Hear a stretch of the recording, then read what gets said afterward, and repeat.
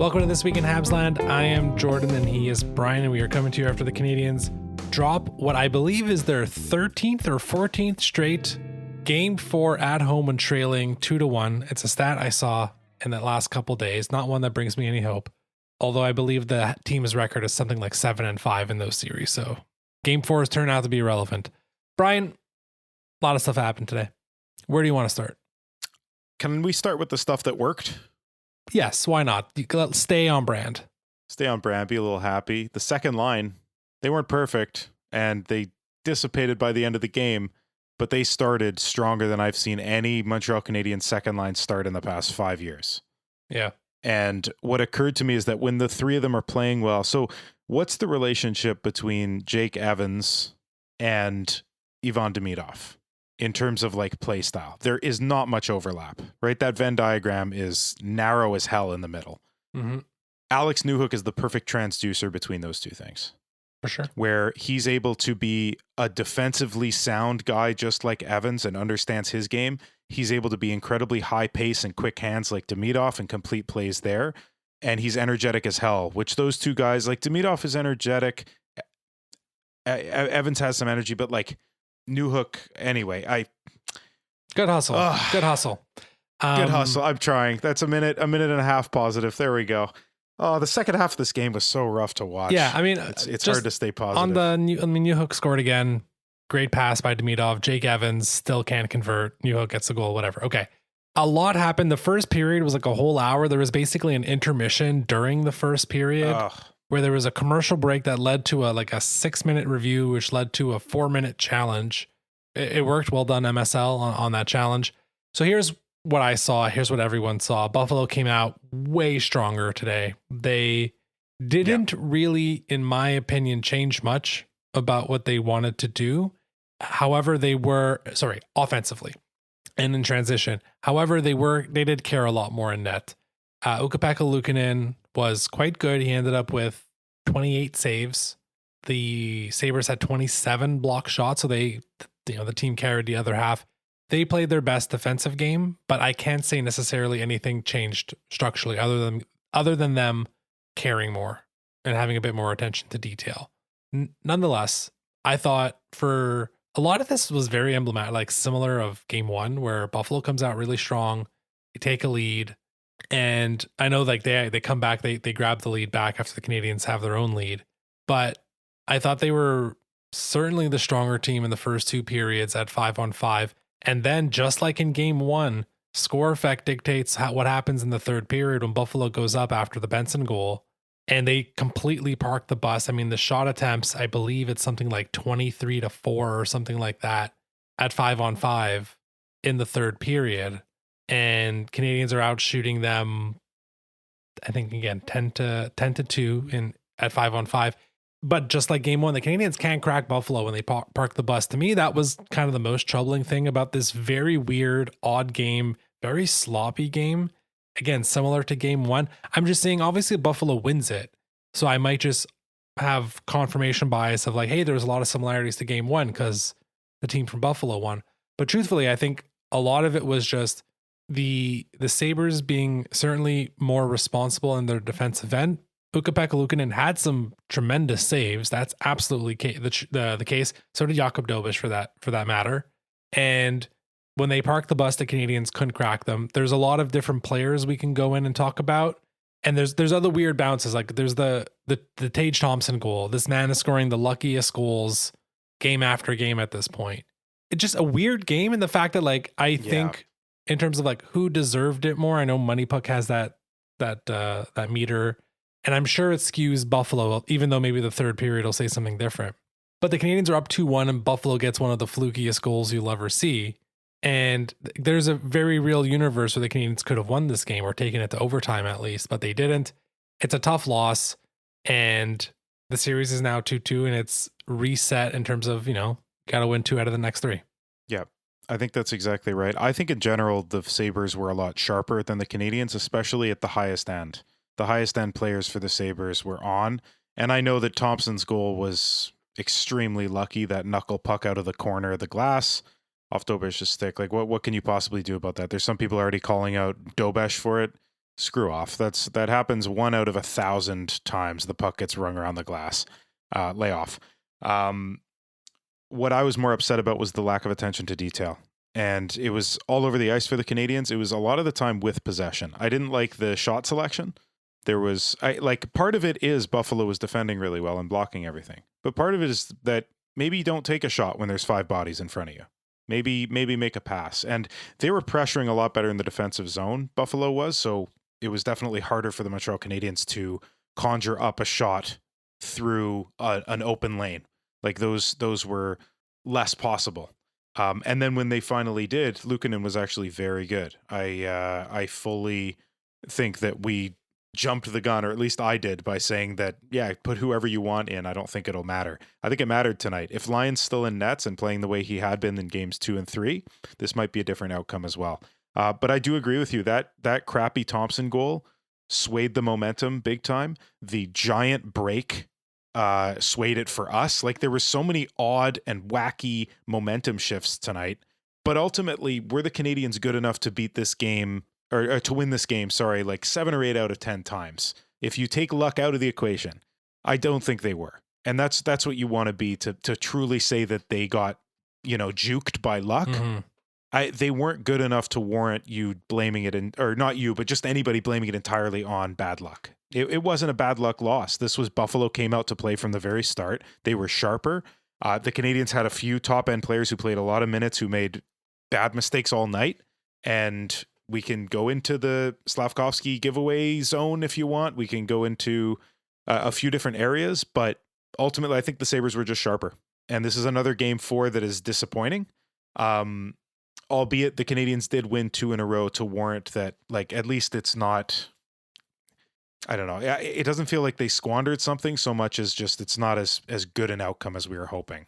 Yeah. Is this glass half full? I hope I'm not making excuses. No, it's fine. Like, look, I think we're both hitting on the same thing, that Buffalo probably was the better team and probably did deserve the win today.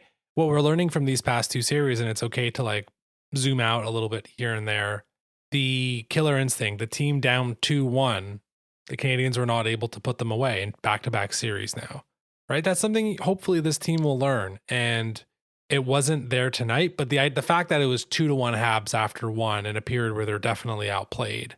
And then we'll go to the power play next, and we'll make our way to Slavkovsky for sure. Power play goes 1 for 7. There's the double minor that wraps around the second and third where they can't convert. Like, I don't know, man.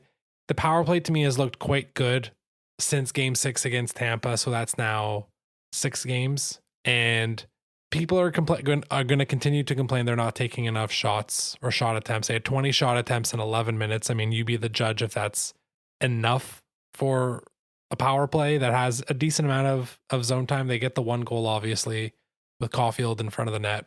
It's not, which was a beautiful goal, by the way. It was. Just to throw some light there. It was. That was a beautiful deke. Forces him to open up the 5-hole. Really nice. 10 shots in 11 minutes on a power play. But they don't convert the double minor, and that is right after that. Buffalo gets their power play and they convert. It's a lot of. I know we're focusing on the power play. To me, it's the penalty kill that's just been not great in this series at all, especially considering how bad Buffalo's power play was coming into this series, something like 1 for 40. That's where more of my concern is. Like, yes, they overpass, I guess, but it's not like there wasn't a bunch of Demidov one-timers. Slavkovsky had one beautiful chance on a one-timer in the slot. Suzuki gets stopped with Luukkonen right up in the shoulder. Like, there's tons of opportunities. They could have scored 3 on the power play. Yeah. But at the end of the day, like, there's process and then there's the results, and we are definitely at the time of the year where results matter. So you can talk about process, and I just did. And I thought process-wise, the power play was fine, but they needed another goal from that power play, probably end of the second, beginning of the third, to retake the lead. And that would have shifted the game because, again, Buffalo just sat back in the third, and I never thought that Buffalo were that fussed about the Canadiens putting on any pressure. No, they weren't. They kind of kept it cool. And although they changed their game in terms of parking the bus, it wasn't a panicky, because some teams will panic. I think they were just super calm. They did it really well. Getting across the red line, dumping pucks in, forechecking hard, but keeping your 2 defensemen back. Like, they made the perfect adjustment. And we were talking on the last episode of whether or not they needed to adjust, and B, if they were capable of adjusting in some major way. And the answer, at least to B, is they didn't have to adjust in a major way. They just got sharper. Yeah. They seemed less tired. They seemed like they were being first on pucks more. They were completing their passes. They were taking checks to make passes. Like, they were just a better team. And it's a shame that there were this many power plays too, because I also want to complain somehow that there weren't enough, because there were still some that were missed. Like, Habs got 7 power play opportunities and it still felt like there could have been 10. But the biggest shame of that is that we're losing the special teams battle, something that really helped us in the Tampa Bay series. Yeah. And that's I almost took it as something for granted, like just, hey, power play and PK, Habs have it. Not necessarily in this matchup. And we didn't see it necessarily at the beginning of this series, but Buffalo, their power play is clicking more. And I know one of them was the Thompson, so that's swaying the numbers. It's not the 50% I'm talking about, 2 for 4. Who cares about that? It's the way that Benson scored. It's the fact that he was left open in front of the net. He snuck in there, had time to do a little deke move and get to his backhand after kicking it to his stick. I don't like the time and space afforded right in Dobesh's area, right in the slot. Yeah, and that can either be, you can attribute that either to Matheson overcommitting to the half wall, or I think it's Suzuki who's up top. Who, I mean, he's a little far to be covering Benson. It's probably certainly more on Matheson than Suzuki. Yeah, that's a tough one. Okay, Juraj Slafkovsky. Something that, again, in terms of what we're hoping this team learns, it's understanding how to toggle differently between how you play in the regular season, how you play in the postseason. Understanding sometimes you need to simplify it. Look at what Josh Anderson is doing. This guy's running through walls on the forecheck, gets a scoring attempt, make sure his team's on an on-man rush on the way out of the zone, gets off the ice. Alex Texier is doing great. Zach Boldzuk's doing great. Alex Newhook scores again, and he has 5 shots and 3 hits in this game. Like, he has understood, like, let me simplify my game. What you're hoping is that the star guys can also understand how to adapt their game. Full marks for Nick Suzuki, full marks for Lane Hudson. Suzuki has adapted it. Suzuki's being meaner. He had 1 hit towards the end of a shift, I think at the beginning of the 3rd period, where it's like, you don't usually see Suzuki kind of like charge his way towards an opposing player who barely has the puck, finish a check, and then get off the ice. That's usually reserved for other guys. So you see Suzuki doing it. Lane Hudson, again, plays 1 billion minutes again today. I think it's at just over 28 minutes. I thought he was quite effective. Still one of their best players. Again, dancing. Again, where they find him on the power play is such a secret weapon of, and you can see at the second power play, he doesn't have it with Noah Dobson. They're just not used to where he is compared to where Lane Hudson is. Those 2 guys have passed the, like, we know how to play in the postseason. They are good enough that they basically don't have to do the simplifying part. They can add elements like Suzuki is. Right. So it's the other 3 skill guys that I'm trying to watch and say, okay, what are you doing here? Are you still trying to play your game? And are you successful at it? And if not, are you able to simplify it and then slowly rebuild it back up and understand what your game should be like in the postseason? So the other 3 skilled guys are obviously Cole Caulfield, Ivan Demidov, and Juraj Slafkovsky. So Caulfield still hasn't scored at 5-on-5. He has now 3 on the power play. But I find Caulfield, look, he's always going to be a bit limited physically. He's still doing the right things for the most part. On the defensive end, offensively, he's definitely chipping it in a lot more. So that's Caulfield being like, okay, what I would normally do is not really going to work. I have to do something a little bit different. Let me simplify it and see how I can build on it. So thought process wise, Caulfield has figured that part out. Now it's about executing it. Demidov is coming and going. I thought he had a really good first period. I mean, he has the great pass to, which ends up being the Newhook goal, but it's the pass to Evans. He has moments. He's the youngest guy on the team. Like it's gonna come and go. We'll see it. Right. The guy for me, and I'm sure for a lot of people today, was Juraj Slafkovsky, who, as of at least 11 games into the postseason this year, as from my eye, opted to not really change how he plays, which you would presume a 6'4" guy who's 200 and whatever pounds might not have to do it too much, but he's not simplifying it, and he's not being effective at 5-on-5. There's a lot. I talked about it last game. I don't like how he's exiting the neutral zone. The defensive zone. Today, there was just a lot of like mindless behind the back passes that he would usually try on a Tuesday night in early December against Utah. Sure. And it might work. But when you have a team that's dialed in, that you're playing for 2 weeks straight, It's not going to work. It didn't work in the first round. It's not working in this round. So this is now what I'm watching. Like, is Slav going to just keep trying to play the way he played in the regular season? Or is he going to try to simplify it a little bit more? I spoke a lot about like the high skilled guys. They're mostly on Slav. You can, jump in and pick any guy you want. Not picking on anybody, but just observation wise, what I've been seeing really over these last few games. And we're not observing anything that everybody else hasn't already observed. And we're not going to crap on these guys as much as they're probably getting from elsewhere. And most of all from themselves. I'm sure that they all recognize that they had a less than ideal game. Slavkovsky most of all. And the lack of attention to detail when you have the puck against such a sharp team is a dangerous thing, because not only are you squandering opportunities, which you just flat out can't do, you're not, there's a limited amount of them in a game like this, and in any game. And not only are you doing that, but you're allowing for counterattack, which is Buffalo's bread and butter. And sometimes you have a momentum advantage and they're tired, and Slavkovsky gets the puck and gives it away because he wants to do something fancy. Like, this is not the time to try shit. Yeah. This is not the time to have fun and see, oh, wow. Like, you can test shit all year. As you were saying, you could test moves, you could try dekes, you could do whatever the hell you want when you're a high skill guy. Now is just really not the time. And you might say, well, there's exceptions. Sure, Lane Hudson might be an exception because he's exceptionally good at it. Ha ha. I might be sad, but I can still make puns. But Slav has not been an exception lately. It's been his processing speed seems slow, and the risk taking is just not worth it. Not worth it at all. I cringe. You've had issues with his zone exits. I've had issues with his zone entries. I cringe every time he's the one who has the puck going over the blue line, because 1 out of every 2, he's going to decide, I can split the D all by myself. And in fact, no, he can't. That's it. Not many guys can. You're not Connor McDavid, and you haven't built up 40 kilometers an hour worth of speed through the neutral zone to do it. Like, that's it. It's in January. Anyway. That's like, cool, good progression, good development. And look, we're talking about a guy who still picked up an assist, had 5 shots and 3 hits today in 16 and a half minutes of play. Right. And he's still super young. Yeah. Like, he's still super young. Exactly. These are lessons. Absolutely. Like, it's not meant to be like to dump on the guy. Like, it's just because he will eventually become one of their best guys in the postseason. But he is, if you're ranking the team's forwards, we're agreeing on Suzuki being number 1. The Habs' second best forward has absolutely been Alex Newhook at this point. And then I think there's like a glut of Kirby Doc, a Jake Evans, Zach Bodzuk. Like, there's a good chunk of guys before you get to him and Caulfield. Yep. Throw Anderson in there. Absolutely. Josh Anderson could be in there. Yeah. So, like, it's tough. We're going to have high standards for these guys. The first line has scored 10 goals in 11 games, by the way.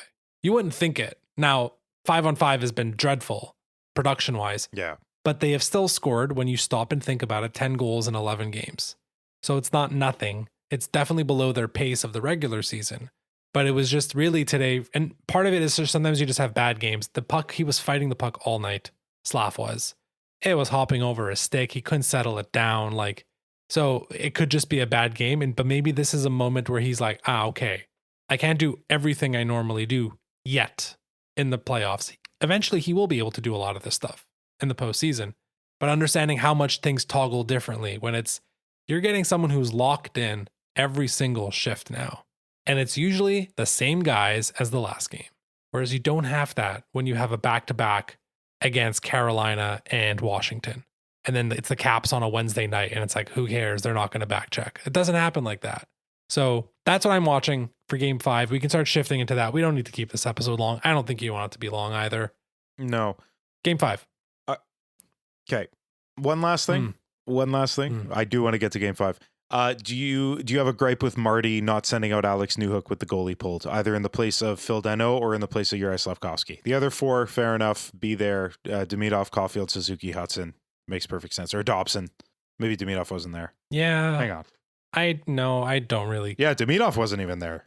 Holy crow. It was Caulfield, Suzuki, Slavkovsky, Danault, Hudson, Dobson.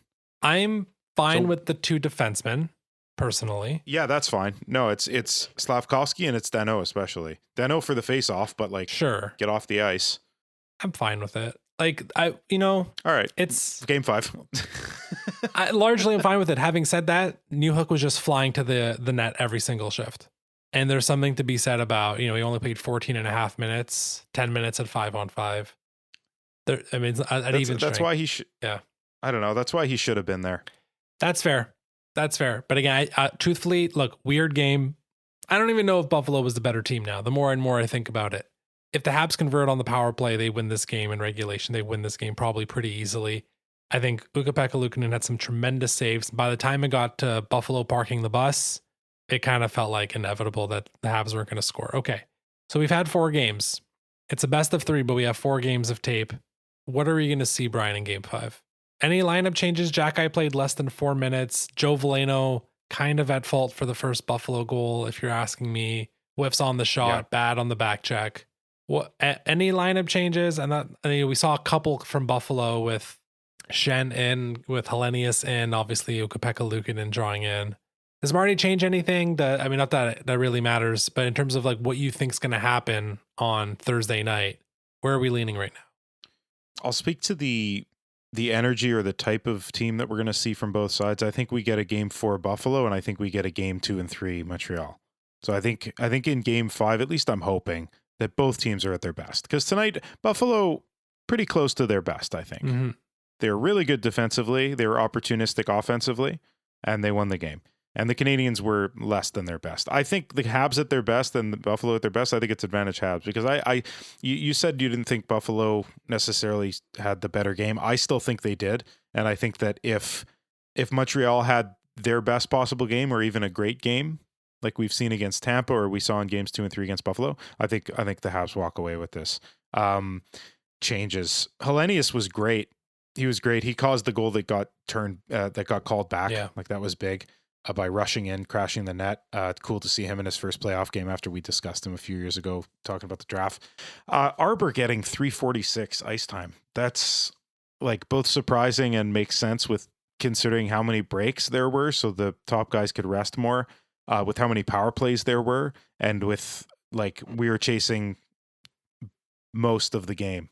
Yeah. If it wasn't the 3-2 lead, it was the 1-0 lead at the start. So I don't know, man. I liked Veleno until he made that mistake, and then Marty obviously was like, "All right, no more risks. You're riding the pine, buddy."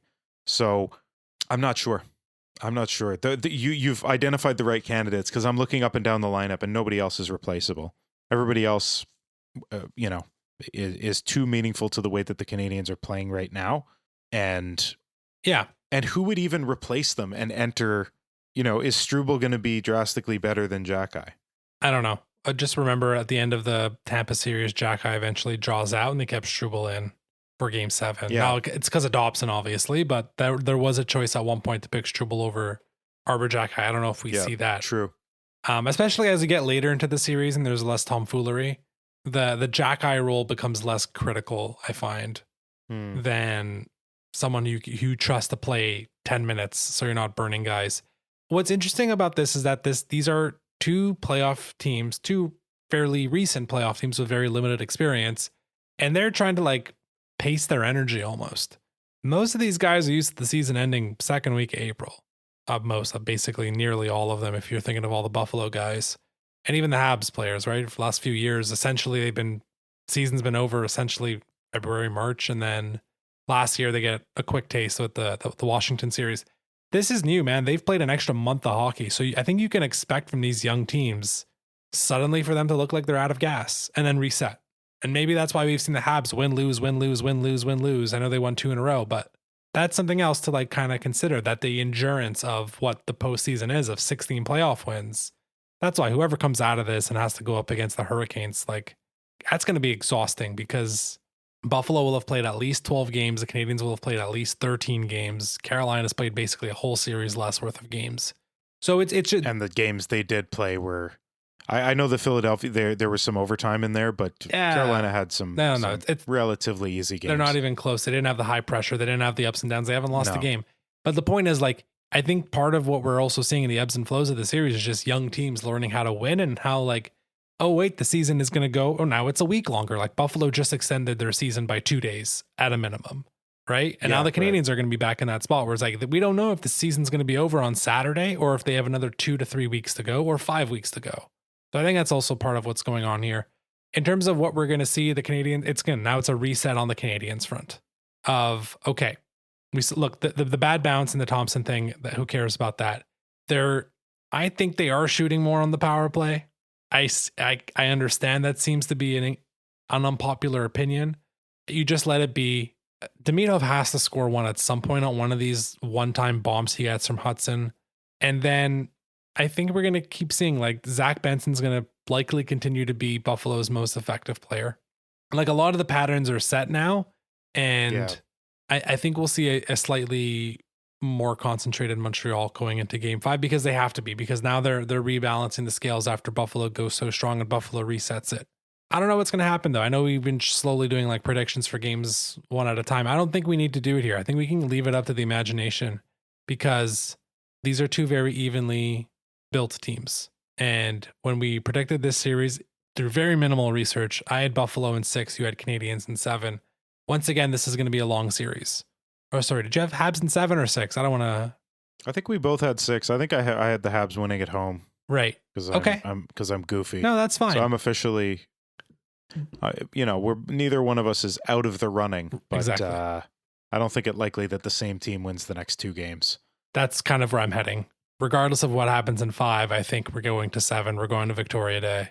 And we'll see. Another lesson, but it is, remembering how long these playoffs are. We are almost a full month into the playoffs. Canadians are bordering on playing the most amount of games possible.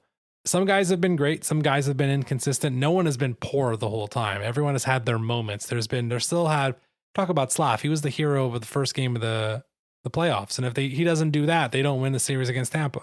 So everyone's had their moments. That's right. It's okay. Do you have another one? Alex Newhook is proving yes. Do other guys have other moments? And that's what we're here to see. That's why we're now, we're going to go into game 5 and see what happens. Brian, any final words before we wrap? It looks like Newhook has about 20 more. So I know you said no predictions, but he's getting another one. All right. Sounds good. He's the only guy who I believe in terms of results right about now. That's fair. I think it's time for Anderson to get on the score sheet. If I can bring one guy. It's been a while. He's there, man. He created a couple opportunities on the forecheck in the third that I absolutely loved. One right away and then wins the puck back and had a backhander wide open, half a chance on Pekka and didn't go in. Anyways, we'll see what happens. We'll wrap it there. You can follow us on social media at HabslandPod. If you like what you hear, follow us on Spotify, Apple Podcasts, wherever you get your podcast. And until game 5, go Habs.